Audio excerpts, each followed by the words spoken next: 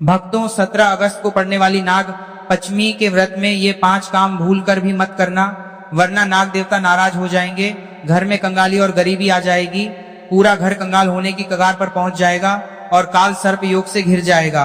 भक्तों, अगर आप भी सावन के सोमवार का व्रत रख रहे हैं और शिवलिंग पर जल अर्पित कर रहे हैं तो एक पल रुक जाइए।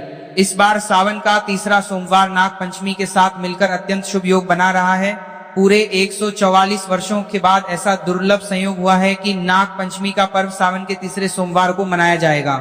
इतिहास में 144 साल तक ऐसा कभी नहीं देखा गया। इसलिए पूरी जानकारी के लिए इस सामग्री को ध्यान से अंत तक पढ़ें। बाद में यह मत कहना कि हमें बताया नहीं गया था। पूज्य गुरु जी ने हाल ही में शिव महापुराण की कथा में स्पष्ट कहा है कि सावन मास में आने वाली नाग पंचमी तिथि पर महिलाओं और पुरुषों को ये 5 कार्य गलती से भी नहीं करने चाहिए। इस वर्ष की नाग पंचमी विशेष रूप से महत्वपूर्ण और शुभ मानी जा रही है क्योंकि यह सोमवार को पड़ रही है और उसी दिन सावन का तीसरा सोमवार भी है, यानी एक ही दिन नाग देवता की पूजा और भगवान शिव की आराधना का अद्भुत मेल बन रहा है। मान्यता है कि सावन का सोमवार भगवान शिव को अत्यंत प्रिय होता है और नाग देवता उनके गले के आभूषण है, इसलिए इस दिन की पूजा का विशेष फल मिलता है। लेकिन जहाँ इतना बड़ा शुभ योग है, वहीं छोटी सी गलती भी भारी पड़ सकती है।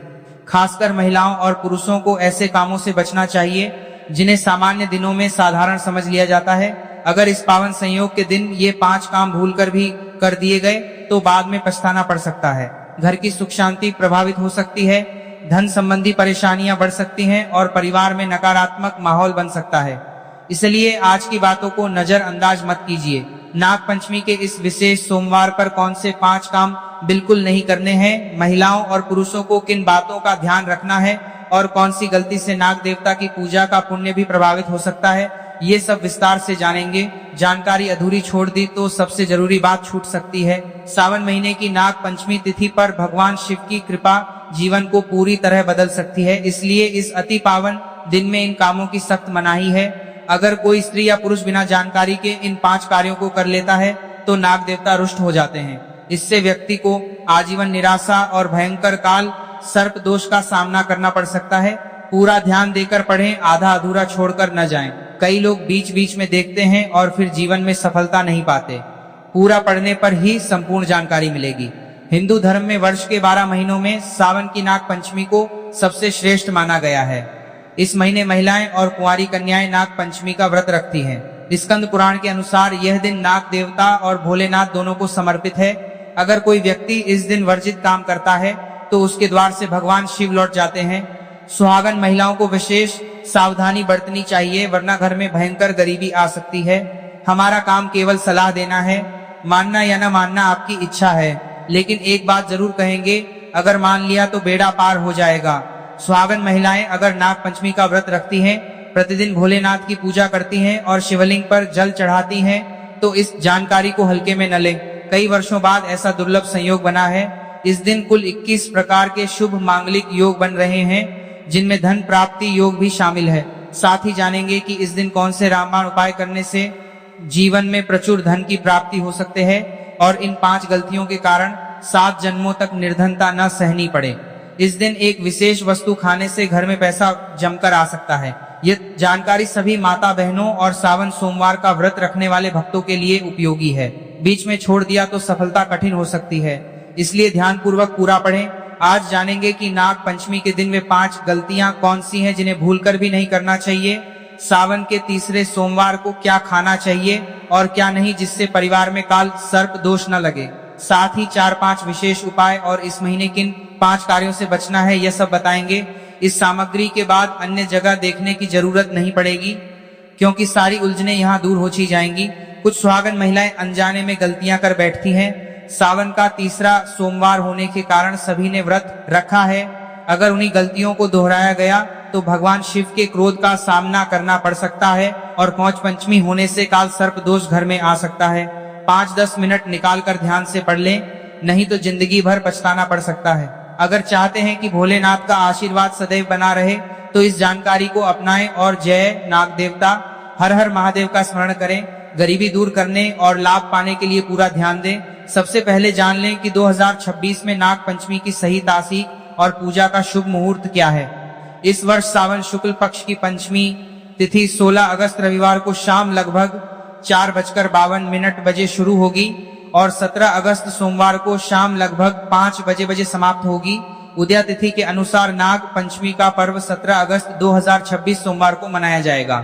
खास बात यह है कि उसी दिन सावन का तीसरा सोमवार भी है, जिससे शिव और नाग देवता की आराधना का विशेष संयोग बन रहा है। पूजा का प्रमुख शुभ समय सुबह लगभग 6:04 बजे से 8:39 बजे तक रहेगा। भक्तों को इसी समय के आसपास स्नान कर स्वच्छ वस्त्र पहनकर भगवान शिव और नाग देवता का श्रद्धा पूर्वक पूजन करना चाहिए। सटीक समय आपके शहर के सूर्योदय और स्थानीय पंचांग के अनुसार थोड़ा आगे पीछे हो सकता है। नाग पंचमी व्रत विधि महिलाओं और पुरुषों के लिए समान है। प्रातः स्नान कर स्वच्छ वस्त्र पहने महिलाएं पीली या लाल साड़ी पहन सकती हैं। पूजा स्थान को गंगाजल से शुद्ध करें। सर्प की प्रतिमा या मिट्टी का नाग रखें।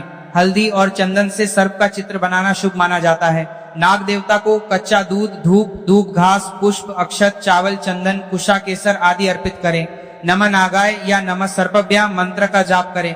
दूध, लड्डू, खीर, गुड़ आदि का भोग लगाएं और परिवार की रक्षा की प्रार्थना करें।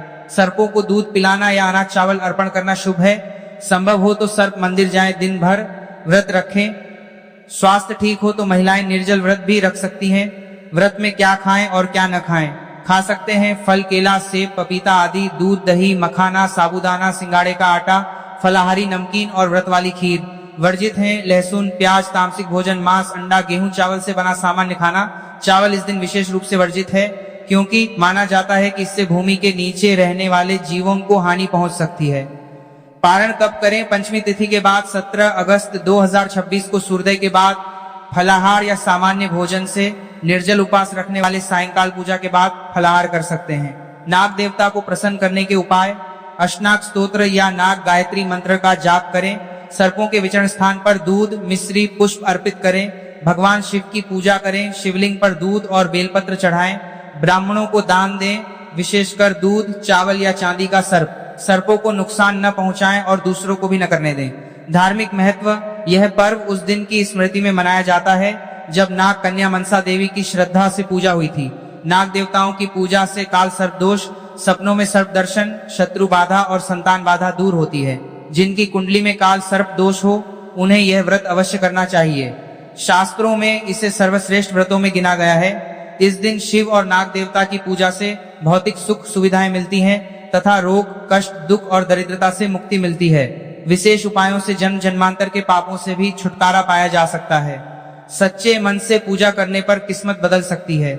जितना नाग देवता प्रसन्न होते हैं उतना ही 5 वर्जित काम करने से क्रोधित हो जाते हैं। धर्मशास्त्र में कुछ कार्यों की मनाही है। जीवन की तकलीफें पिछले या इस जन्म के पाप कर्मों का परिणाम होती हैं। नाग पंचमी सभी पापों से निवृत्ति का अवसर है। परिवार और बच्चों की तरक्की के लिए सच्चे मन से पूजा करनी चाहिए। शास्त्र कहते हैं कि अगर कोई इन 5 कार्यों में से एक भी गलती से कर दे तो जीवन भर के पुण्य समाप्त हो सकते हैं, धन का नाश हो सकता है और लक्ष्मी घर छोड़ सकती है। आजकल माता लक्ष्मी की कृपा के बिना जीवन कष्टमय हो जाता है। अब जानते हैं वे 5 कार्य जिन्हें भूलकर भी नहीं करना चाहिए। पहला, माता तुलसी से संबंधित। नाग पंचमी के दिन महिलाएं बाल खोलकर तुलसी मैया की पूजा न करें। बाल खोलकर पूजा करने से पुण्य नहीं मिलता, उल्टा दोष लग सकता है। तुलसी भगवान विष्णु को अत्यंत प्रिय हैं। जल अर्पित करते समय सूर्योदय से पहले और सूर्यास्त के बाद न दें। शाम को तुलसी के सामने दीपक अवश्य जलाएं। दूसरा, तामसिक वस्तुओं का सेवन या दान। धर्मशास्त्र में लिखा है कि इस दिन मांस मदिरा का प्रयोग करने से व्यक्ति 7 जन्मों तक वंशहीन हो सकता है और आकस्मिक दुर्घटना का शिकार भी हो सकता है। महिलाएं और पुरुष घर में तामसिक चीजें न लाएं और न किसी सदस्य को करने दें। दूध या दूध से बनी वस्तु का दान, लोहा या लोहे की वस्तु का दान भी न करें। तामसिक वस्तुओं का दान कुंडली में लक्ष्मी और शुक्र के भाव को कमजोर कर सकता है। तीसरा, लड़ाई झगड़ा और दाम्पत्य संबंधी एक दूसरे से लड़ाई न करें। मतभेद से बड़ी परेशानी पैदा हो सकती है। दाम्पत्य जीवन में किसी भी प्रकार की अनबन न आने दें। दंपति प्रेम और तालमेल से रहें। शारीरिक संबंध से बचें क्योंकि इस दिन उत्पन्न संतान अस्वस्थ हो सकती है। दोनों ब्रह्मचर्य का पालन करें। चौथ, काले रंग की वस्तुएं, नाखून, बाल और मुख्य द्वार काले रंग की वस्तुओं का दान न करें। नाखून या बाल ना कटवाएं और बाल ना धोएं। बाल धोने से चंद्रमा का भाव कमजोर पड़ता है और आर्थिक स्थिति पर बुरा असर पड़ सकता है।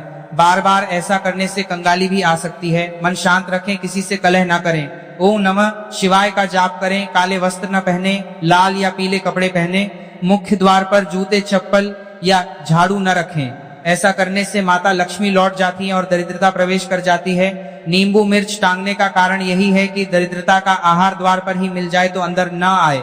खंडित मूर्ति की पूजा भी न करें, क्योंकि ऐसे घर में देवी देवता वास नहीं करते। 5वां, स्त्री का अपमान, मांसाहार और सांपों को नुकसान। किसी स्त्री का अपमान न करें। माता लक्ष्मी स्त्री स्वरूप मानी जाती है। स्त्री का अपमान लक्ष्मी का अपमान है। जहाँ महिलाओं का सम्मान होता है वहाँ देवता निवास करते हैं। मांसाहार और शराब से पूरी तरह बचें। पूर्ण सात्विक भोजन करें। मांस मदिरा सेवन से शांति भंग होती है और लक्ष्मी नाराज होती है। इसके अलावा किसी भी नाग, सांप या जीव को जानबूझकर नुकसान न पहुंचाएं। सनातन धर्म में नाग देवताओं का विशेष स्थान है। अगर घर, आंगन, खेत या आसपास सांप दिखे तो घबराएं नहीं और न मारने की कोशिश करें। उसे सुरक्षित रास्ता देकर निकल जाने दें। किसान भाइयों के लिए यह बात विशेष महत्वपूर्ण है। सावन में खेतों में सांप दिखना सामान्य है। घेरना, पत्थर मारना या मारना धार्मिक दृष्टि से बहुत अशुभ है। सांप भी जीव है और सामान्यतः इंसान से दूर रहना चाहता है। उसे छेड़ना या पकड़ने की कोशिश न करें। नाग पंचमी आप शुद्धि, संयम और साधना का दिन है। श्रद्धा और नियम से पूजन करने वाले को सांसारिक सुख मिलते हैं और मोक्ष का मार्ग भी खुलता है। मन, वाणी और कर्म की शुद्धता जरूरी है। नकारात्मक विचार न आने दें। विशेषकर बच्चों के प्रति बड़ों का सम्मान और सेवा पुण्यदायी है। ये सावधानियां अपनाकर इस दुर्लभ संयोग वाले दिन का पूरा लाभ उठाया जा सकता है।